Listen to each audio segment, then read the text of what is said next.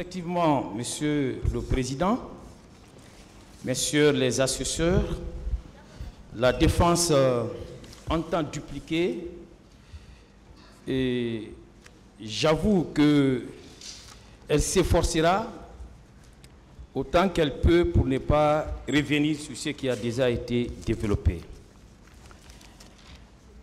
Monsieur le Président, Messieurs les assesseurs, hier, il a été dit ici que nous nous opposons à la requalification parce que nous ne ferons pas preuve des fibres compassionnelles. Monsieur le Président, je pense qu'il est du droit des avocats de la défense, lorsqu'ils estiment qu'une question de droit est soulevée et que cette question de droit est en porte-à-faux avec les droits de la défense, de réagir, de répliquer dans le cadre d'un débat contradictoire, un débat qui peut être mené à bâton rompu, comme on est en train de le faire, et à l'issue duquel vous qui êtes les arbitres et les seuls arbitres en tous les acteurs de ces procès, pour que vous puissiez trancher. Monsieur le Président, vous comprendrez que les principes que nous invoquons à l'appui des arguments avancés ici, ces principes-là, nous ne les inventons pas. Ces principes-là, Monsieur le Président, sont les mêmes que ceux qui sont invocables devant la Cour pénale internationale. Et de l'autre côté, on voudrait obtenir une requalification rentrant dans la compétence de cette Cour pénale internationale et on ne voudrait pas que nous invoquions les mêmes principes qui sont applicables devant toute juridiction impartiale et indépendante. Pour preuve, Monsieur le Président, le statut de Rome, tant invoqué ici, prévoit en ses articles 19 et 20 la possibilité de contester la compétence de la Cour et de discuter de la recevabilité d'une affaire en application de la règle no bis idem. Jamais deux fois pour la même chose, en d'autres termes, pour contester la chose jugée. Et au nombre également des principes généraux du droit pénal qui peuvent être invoqués devant la même Cour pénale internationale, Monsieur le Président, que nous sommes en train d'invoquer devant vous, vous avez la règle nullium crimen sine lege prévue à l'article 22 du statut de Rome. Vous avez la règle nulla poena sine lege prévue à l'article 23. Vous avez la non-rétroactivité qui est également prévue, Monsieur le Président, en matière pénale. Les règles des procédures pénales sont les mêmes devant toutes les juridictions répressives. Et quel que soit le pays, Monsieur le Président. C'est ce que nous faisons. C'est pourquoi, Monsieur le Président, vous nous permettrez de revenir sur la particularité de l'ordonnance. L'ordonnance numéro 007, en date du 29 décembre 2017. Monsieur le Président, cette ordonnance ne semble pas être bien comprise. Cette ordonnance, Monsieur le Président, n'est pas une simple ordonnance. Cette ordonnance, Monsieur le Président, représente à elle seule 3 ordonnances. À elle seule. Mais il n'y a qu'une seule parmi les 3 ordonnances, Monsieur le Président, qui vous saisit. Et la preuve de cela, on ne la cherche même pas ailleurs. C'est à travers l'intitulé même, l'appellation même de cette ordonnance. L'ordonnance en question est intitulée ordonnance de requalification. Ordonnance de non-lieu partiel et de renvoi devant le tribunal criminel. Ça veut dire qu'il y a une ordonnance de requalification qui est intervenue. Il y a une ordonnance de non-lieu partiel qui est intervenue. Et enfin, il y a l'ordonnance de renvoi. Monsieur le Président,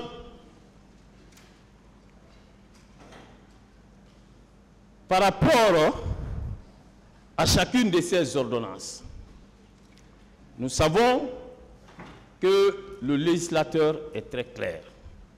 C'est pourquoi je vais vous donner lecture des dispositions de l'article 288 de notre Code de procédure pénale, qui dispose que si le juge d'instruction estime que les faits constituent un crime, il ordonne le renvoi de la procédure et un état des pièces à conviction devant le tribunal criminel. Monsieur le Président, il est évident qu'il y a une ordonnance de renvoi qui est intervenue. Et cela fait partie des catégories d'ordonnances que la seule renferme.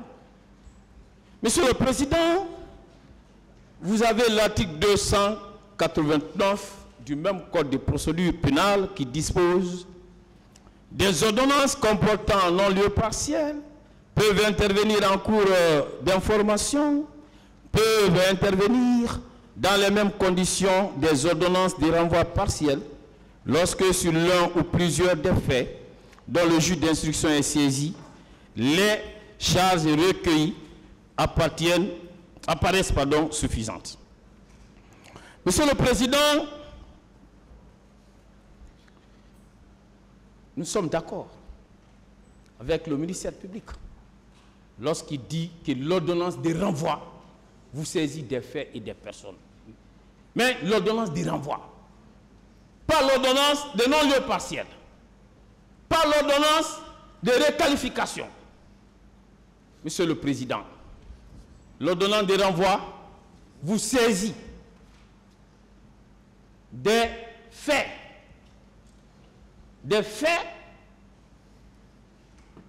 constitutifs d'infraction de droit commun pour lesquels les 11 accusés dans le box sont renvoyés. L'ordonnance vous saisit, Monsieur le Président, du pouvoir de juger les 11 accusés. Mais, Monsieur le Président, il est évident que cette ordonnance, qui constitue également une ordonnance de non-lieu partiel, cette ordonnance-là ne vous saisit pas ou ne vous confère pas le pouvoir de juger ceux qui ont bénéficié du non-lieu. Quand vous prenez cette ordonnance, un non-lieu a été prononcé en faveur de M. Mathurin Bangoura et Bienvenu Lama. Pourquoi ils n'ont pas comparu ici?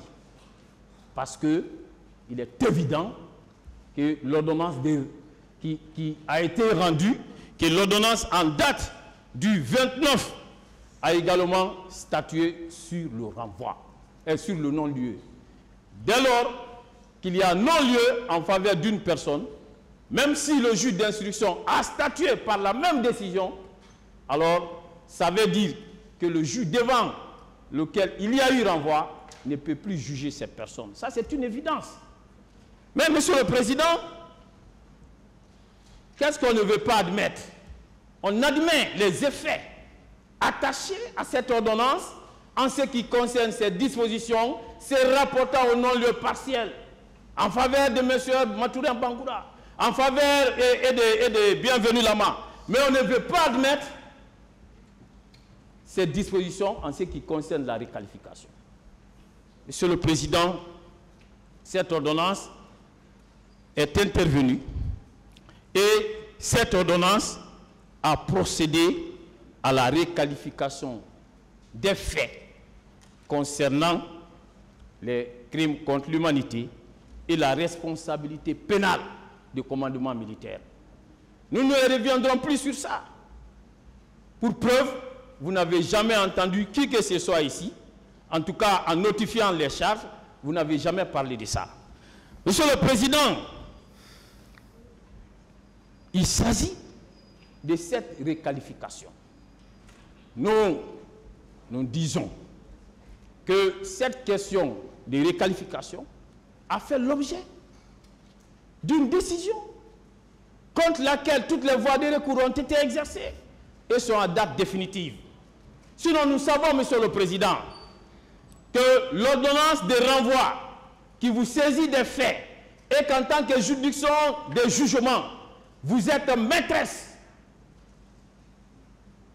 de la qualification des faits dont vous êtes saisi. Mais, Monsieur le Président, dans cette affaire, il se trouve que votre saisine a été précédée par une ordonnance de requalification qui est déjà définitive, qui a été soumise à l'épreuve du double degré de juridiction et de la cassation. Cette ordonnance a été attaquée devant la chambre de contrôle de l'instruction, deuxième chambre, confirmée. Attaquée devant la Cour suprême, confirmée, sur la base des principes dont j'ai fait état tout à l'heure, qui sont même reconnus par la Cour pénale internationale. Monsieur le Président, il fallait lever cet amalgame, cette confusion entretenue à dessein par le ministère public pour obtenir à tout prix la requalification. Mais nous sommes sûrs d'une chose. Vous êtes des magistrats aguerris, des magistrats expérimentés. Nous osons croire que vous êtes respectueux des lois de la République de Guinée et que vous rendez la justice au nom du peuple de Guinée. Et qu'en tant que magistrat, vous n'êtes l'émanation d'aucune des parties. Même si hier, on a entendu, et je ne le nommerai pas, un avocat des partis civils dire, Monsieur le Président, qu'il pleuve, qu'il neige, qu'il aura requalification. Comme si cette juridiction leur appartiendrait. Monsieur le Président, il y a certains propos dont on doit se méfier pour des raisons de modération. Monsieur le Président, je pense aussi que la partie civile ne semble pas comprendre la notion de la chose jugée. Parce que hier ici, nous avons entendu un éminent avocat dire que la chose jugée était l'action publique et qu'en tant que telle, on n'aurait pas dû l'invoquer à cette phase de la procédure. Mais, Monsieur le Président, qu'est-ce que c'est que la chose jugée? En droit pénal guinéen, tout comme en droit pénal français, Monsieur le Président, Messieurs les assesseurs, dans le code pénal guinéen, tout comme dans le code de procédure pénale guinéen, la chose jugée n'est pas définie. Dans le code pénal français, tout comme dans le code de procédure pénale français, ce n'est pas défini. Mais Monsieur le Président, il faut faire du droit comparé quand on sait que notre droit est tributaire du droit français. Monsieur le Président, nous avons l'avantage aujourd'hui, à travers le nouveau code civil de notre pays, d'avoir une définition claire, précise et nette de la notion de la chose jugée. Monsieur le Président, avec votre permission, je vous donnerai lecture des dispositions de l'article 996 du Code civil. L'article 996 du Code civil dispose ainsi qu'il suit. L'autorité de la chose jugée n'a lieu qu'à l'égard de ce qui a fait l'objet d'un jugement. Il faut que la chose demandée soit la même et que la demande soit fondée sur la même cause et que la demande soit entre les mêmes parties et formée par elle et contre elle en la même qualité. Monsieur le Président, cet article est très clair. L'autorité de la chose jugée exige une triple condition. Identité d'objet, de cause et de partie. Monsieur le Président, dans cette affaire, n'existe-t-il pas une décision? Quand on parle de jugement ici, il s'agit d'une appellation générique, au sens du lexique des termes juridiques. Monsieur le Président, est-ce qu'une décision de justice n'est-elle pas intervenue sur la question de requalification? Oui, une décision de justice est intervenue. Personne ne peut le contester dans ces prétoires. Personne. Mais, Monsieur le Président, est-ce que ce sont les mêmes partis qui sont toujours là en train de discuter de la même question? Oui, ce sont encore les mêmes partis. C'est encore le même ministère public. C'est encore les mêmes partis civils qui sont là, qui sont en train de discuter de ce qui a été jugé sur la requalification. Monsieur le Président, que veut le ministère public? Dans un premier temps, à travers le réquisitoire supplétif, il a demandé, c'était la qualification.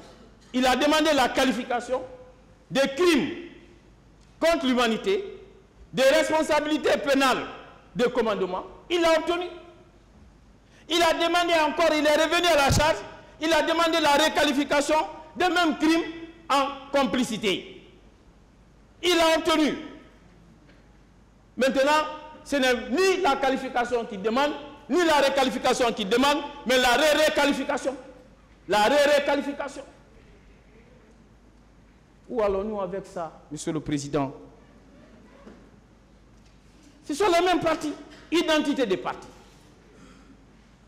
Monsieur le Président, c'est la même cause. Il s'agit des mêmes faits. Il s'agit des mêmes faits. Est-ce que les faits ont changé? Il s'agit des mêmes faits. Nous avons donné lecture ici, non seulement du réquisitoire supplétif relativement à ces faits. Lorsque le procureur demandait que les faits soient qualifiés de crimes contre l'humanité, de responsabilité pénale de commandement, on a fait état de ces faits-là ici. On a encore fait état des mêmes faits et c'est largement exposé, cité dans nos écritures. On en a fait également état. Monsieur le Président, donc, par rapport à l'identité des causes, il n'y a pas de débat. Il s'agit des mêmes faits qui ont servi de base à cette demande de réqualification. Des mêmes faits. Donc, il y a identité des causes. Identité d'objet, on a voulu obtenir la réqualification. Le ministère public l'a sollicité, l'a obtenu. Aujourd'hui, ce ministère public ne veut pas admettre que c'est lui qui l'a demandé, qui l'a obtenu et qui n'a pas exercé des voies de recours. Monsieur le Président, comme vous le voyez, les 3 conditions exigées en la matière et qui ressortent même des dispositions de l'article 996 sont réunies. Monsieur le Président, lorsqu'il y a la chose jugée, la chose jugée, ce n'est pas par rapport à une action. C'est ce que nous voulons faire comprendre à la partie civile. La chose jugée, c'est par rapport à une décision de justice. Et lorsqu'une décision de justice, Monsieur le Président, a acquis l'autorité de la chose jugée, conformément à ces 3 conditions, donc je viens de faire état, cette décision, Monsieur le Président, s'impose à tous. Cette décision, Monsieur le Président, est considérée comme une décision qui est également passée en force de se juger. Et c'est pourquoi vous comprendrez que les plus grands auteurs, que je vais vous citer parce que c'est important pour l'intérêt de ces procès, des plus grands auteurs ont eu à se prononcer sur la conséquence, sur les effets de l'autorité de la chose jugée.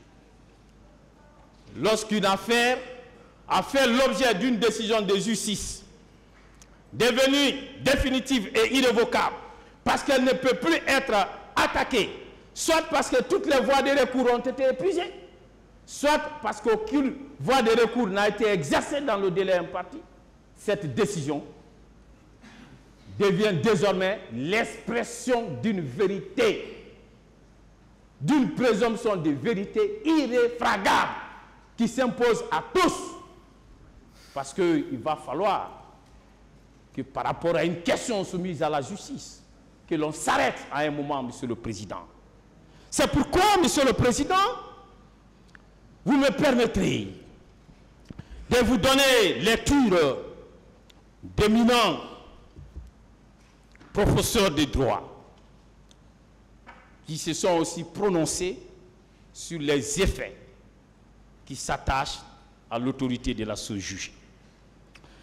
Je vais parler de Jean-Claude Soyer, Monsieur le Président. Je vais également parler de Bernard Bloch. Monsieur le Président, en ce qui concerne Jean-Claude Soyer, je vous donne les références de son manuel de droit et procédure pénale. Vous avez la première édition qui est de 1972, pages 341 et 342. Il a repris in extenso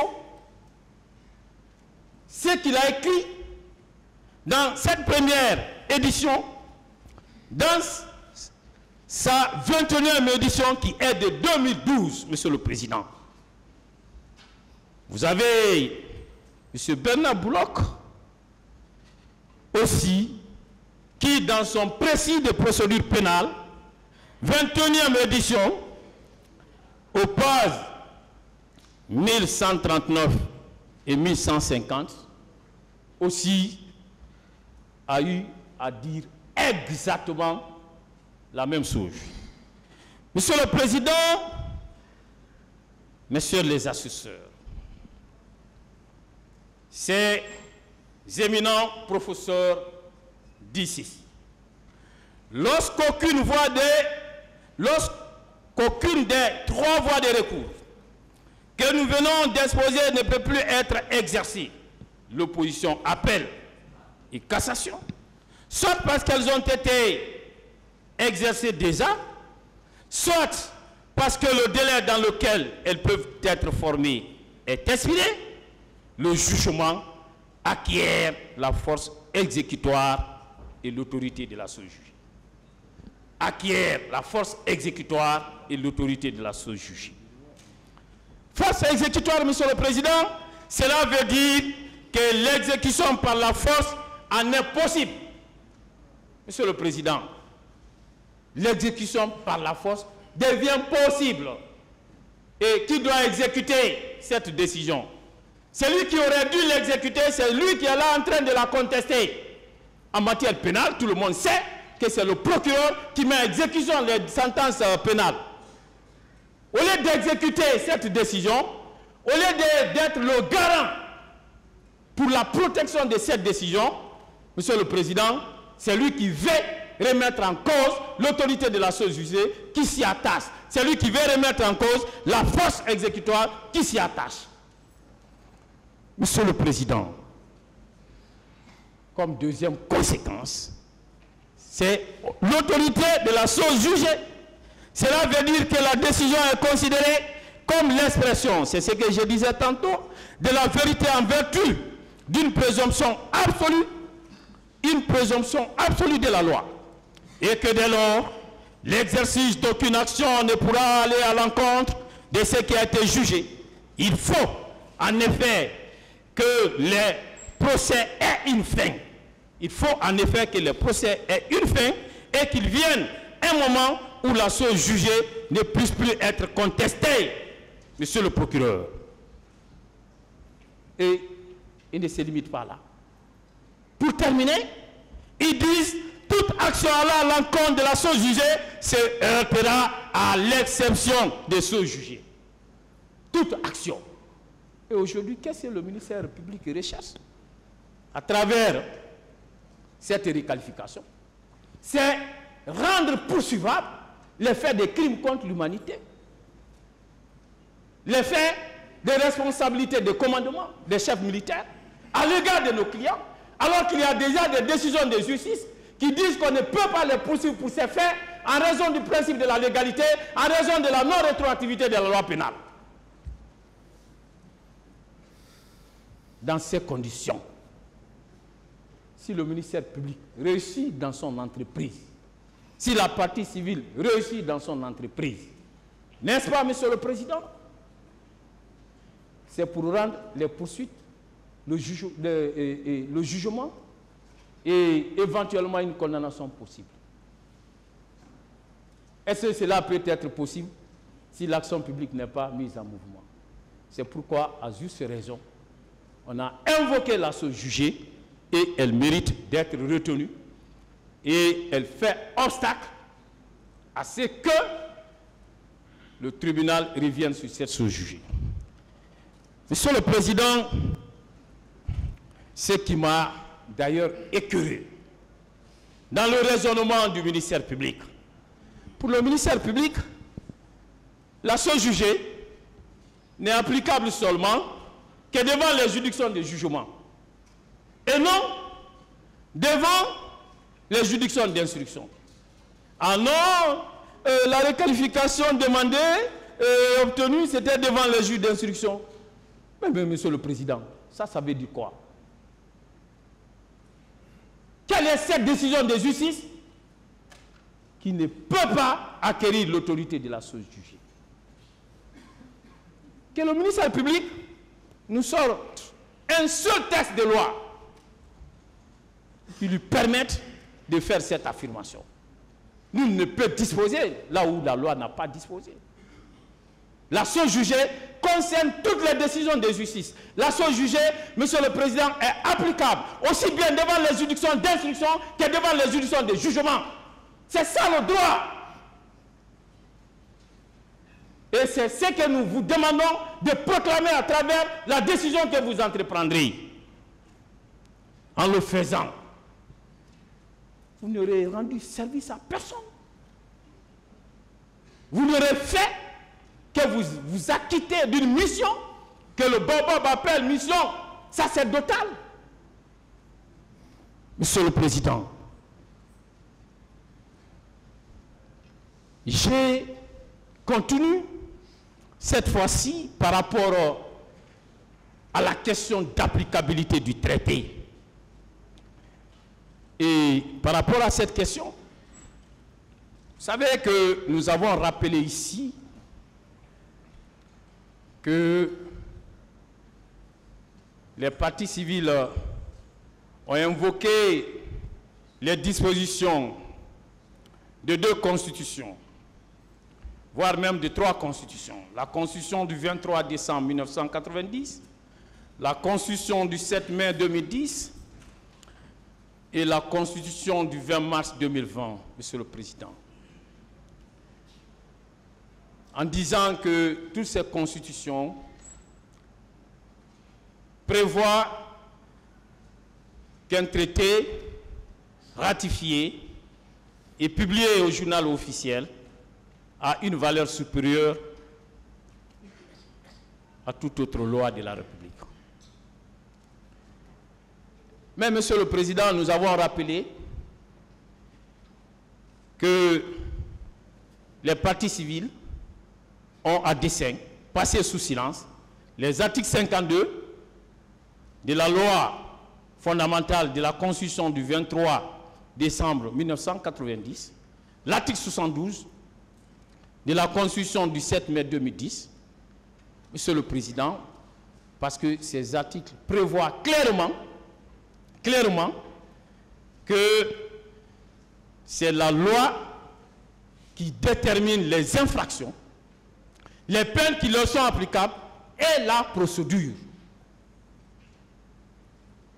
Mais pourquoi ils n'ont pas cité ça?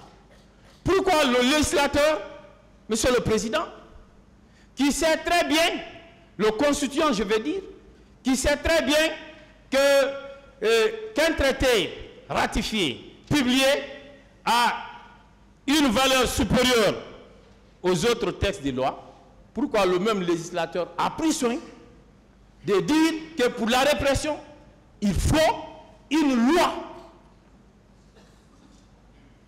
adoptée, promulguée et publiée au journal officiel de notre Assemblée nationale. Et le même constituant précise que la loi est du domaine de l'Assemblée nationale. Parce que les députés sont l'émanation du peuple. Et ce que ces députés votent, c'est l'expression de la volonté générale. Monsieur le Président, j'étais tout heureux hier, lorsque j'ai suivi le développement du ministère public, par rapport à cela, ce qui veut dire que le ministère public nous rejoint, même s'il ne le reconnaît pas expressément, Monsieur le Président. Le ministère public a eu à faire état des articles 703 et 724 pour les besoins de la discussion. Je vais revenir sur ces articles. Il s'agit de l'article 703 qui prévoit que pour l'application du statut de la Cour pénale internationale du 18 juillet 1998, ratifié le 14 juillet 2003, la République de Guinée participe à la répression des infractions et coopère avec cette juridiction dans les conditions fixées par le présent code. Les crimes contre l'humanité, les crimes de génocide, les crimes et délits de guerre, les crimes d'agression sont poursuivis, instruits et jugés selon les règles du présent code. Monsieur le Président, on dit du présent code, du code des procédures pénales. C'est la Cour pénale internationale qui a adopté le code de procédure pénale. Pourquoi le procureur ne s'appuie-t-il pas sur le traité de Rome en ce qui concerne les poursuites, en ce qui concerne l'instruction, en ce qui concerne le jugement? Pourquoi s'appuie-t-il sur le code de procédure pénale? Monsieur le Président, c'est pourquoi j'ai dit que la défense est d'accord avec le ministère public, parce qu'en raisonnant ainsi, le ministère public nous rejoint, le ministère public lui sait qu'on ne peut pas réprimer une infraction prévue par une quelconque convention internationale tant que cette convention n'est pas internalisée. Tant que cette convention, Monsieur le Président, n'est pas transformée en droit interne, droit positif interne. La preuve en est qu'aujourd'hui, Monsieur le Président, si nous nous permettons de parler de ces infractions, si le ministère public même se donne le droit de demander la requalification, c'est parce que nous avons désormais un code pénal, c'est parce que nous avons désormais un code de procédure pénale. Mais hier, j'ai entendu un éminent confrère faisant du droit international pur et dur dire que le droit international, et en parlant de la théorie moniste, le droit international, dès lors qu'un traité est ratifié, publié, il devient applicable. Ça, c'est la théorie moniste. Cette théorie-là est une fiction. Le législateur guinéen et les décisions de justice intervenues, Monsieur le Président, sur la requalification sont claires et permettent d'adopter une position contraire pour dire que ça c'est une fiction, pour dire que pour qu'un traité, je ne parle pas de toutes les matières, mais en matière pénale, une matière qui requiert de la spécificité, une simple adoption d'un traité ne suffit pas.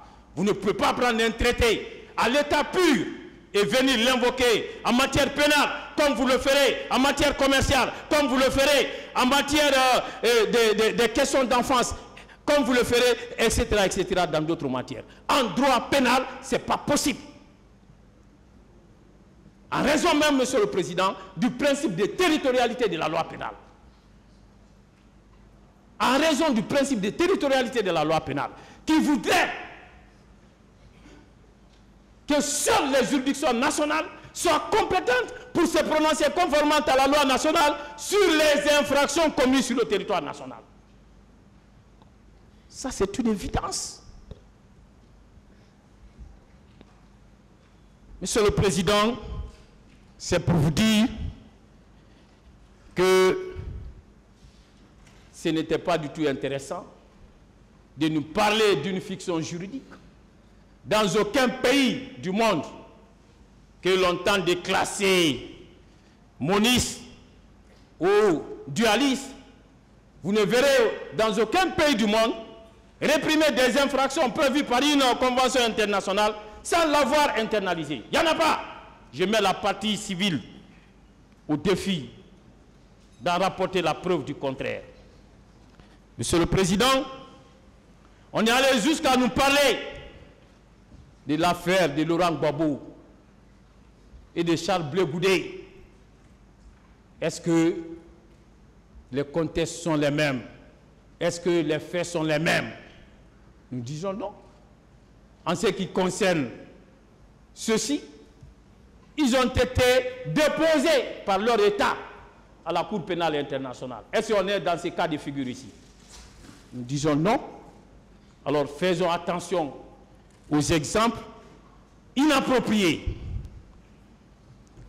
Monsieur le Président, je voudrais donc terminer en vous disant ceci, que notre espoir et celui de nos clients, c'est bien vous. Et quand on dit vous, ce n'est pas vous pris en dehors des fonctions que vous incarnez. Et lesquelles fonctions, Monsieur le Président, Messieurs les assesseurs, vous obligent à dire le droit et rien que le droit. Nous espérons que le droit triomphera dans cette affaire et ce triomphe passe par le rejet de la question des requalifications remises à débat. Je vous remercie et je passe la parole à mes autres confrères.